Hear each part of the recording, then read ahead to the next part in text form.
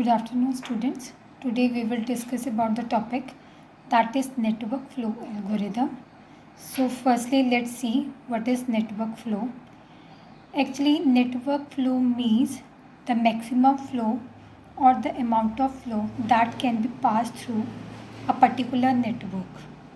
The flow can be of any form depending upon the problem we are using. Like if we are using transportation problem, the flow means the amount of goods or objects that can be passed through a particular network of roads. If we talk about some signal, that means the amount of signal that can be passed through a particular computer network, right? So let's see the definition.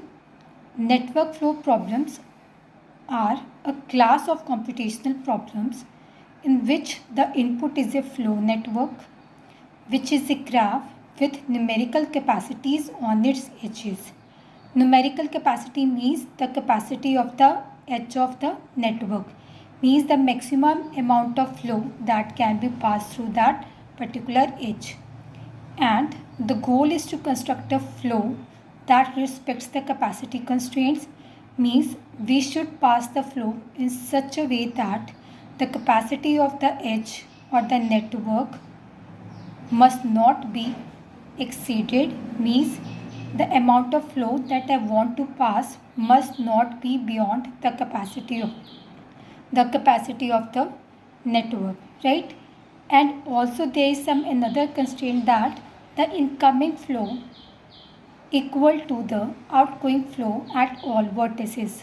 Also, the incoming flow at particular edge in the whole network must be the outgoing flow from that particular edge. For example, if I am having edge AB, then if the incoming flow to the vertex A is 20, then the outgoing flow from the vertex B, that is connecting vertex A through the edge, must also be 20. It must not exceed the incoming flow, right? Like here I have taken example transportation of objects. As I have already told you, the transportation means if I want to transport some goods over a network of roads, then the network flow means the maximum amount of goods that can be passed through that particular network of roads, right? Next, see what are the different types of network problems. We are having basically two types of network problem. First is maximum flow problem. Maximum flow problem means I want to calculate the maximum flow that can be passed through the network. So the goal here is to maximize the total amount of flow out of source terminal and into the sink terminal. The source terminal means from where the flow is starting and the sink terminal means where the flow will end up. So maximum flow problem means I want to calculate the amount of flow that can be passed through the particular network, and I want to calculate here the maximum amount of that flow, right? Similarly, the second type is minimum cost flow problem. It is similar to the first one, but the difference here is that we are having a cost associated with the network. So our motive here is to find out that the cost associated with the edges of the network must be minimum, and also we want to pass on the maximum flow. So we need to select those edges of the network which contains maximum capacity but the cost associated with them is minimum, right? See example of a particular graph that can be considered for network flow. See here, S means the source from where I want to start the flow of particular amount depending upon the problem, and sink is F, means the ending point up to which the flow has to be passed on. So if here SB edge indicates 15 weight, means the capacity of this edge is 15, I cannot flow the amount more than 15 from this edge. Likewise, B is having weight 9, means the maximum amount of flow that can be passed through this edge is 9. Next, we will see the algorithm that is used to find out the maximum flow through a network flow, right?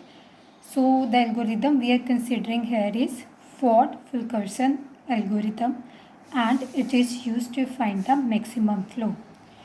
So first of all, we will see the basic terms that is to be used in the algorithm.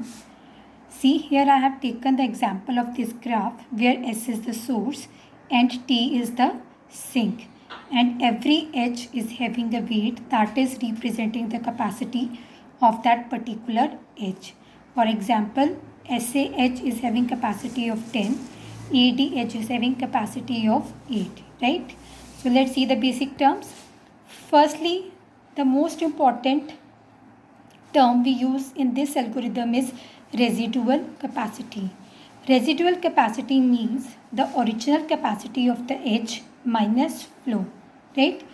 If I'll take this example, if SAH is having the capacity of 10 and the flow from this edge is 2, then the residual capacity will be 8. Why so? Because the original capacity of the edge was 10 and the flow 2 is passed on through this edge. So the remaining capacity that is to be considered next time for the flow will be 8. That is 10 minus 2, right? Next is bottleneck capacity.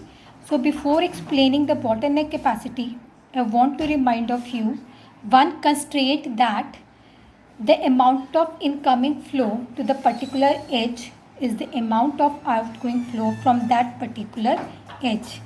So here, if SAH is having incoming flow of 10, then it must have the outgoing flow as 10 also, right? The bottleneck capacity means the amount of maximum flow that can be passed through an edge, right? So see through example we will understand what is bottleneck capacity. See, if I'll take the path like SA, AB and BT, you will find here that SA is having capacity of 10, AB is having capacity of 4 and BT is having capacity of 10. So we will think that the maximum amount of flow that can be passed through this path to the sink will be 10 because that is the maximum value. But since I have told you earlier that the incoming data must be the outgoing data. See, SA is having capacity 10. So suppose we pass 10 amount of flow through SA. But see here, AB is having only capacity 4. Here 10 cannot be passed. So we can pass only 4 units of flow from AB. Likewise, the amount of flow passing from B to D must also be 4 because AB is having capacity of 4 only. So the bottleneck capacity of this path, that is S, A, B, T, will be 4 only because it is the minimum capacity among all the edges of that particular path. Since we have the constraint that the incoming flow must be equal to the outgoing flow, so ABH can have the only 4 units of flow and that it will pass on to PT. So ABH will take 4 units of flow from SA and will pass 4 units of flow to PT. So its bottleneck capacity will be 4, right? Similarly, if I take example SCDT, then you can easily determine that the bottleneck capacity of this path will be 9 because 9 is the minimum capacity among the edges of the path, right? Third term to be used here is augmenting path. Augmenting path means the path we are considering from source to sink, and we can have two types of paths. First is non-full forward edge. Forward edge means SA, and AB. And non-full means we can only consider those edges in the path which are non-full.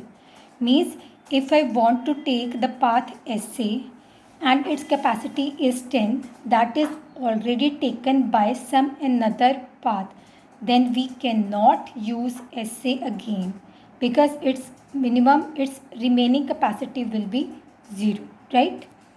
And non-empty backward edges means, see here, AD is the forward edge and the backward edge will be DA, right? So we will consider this backward edge concept in detail in the example.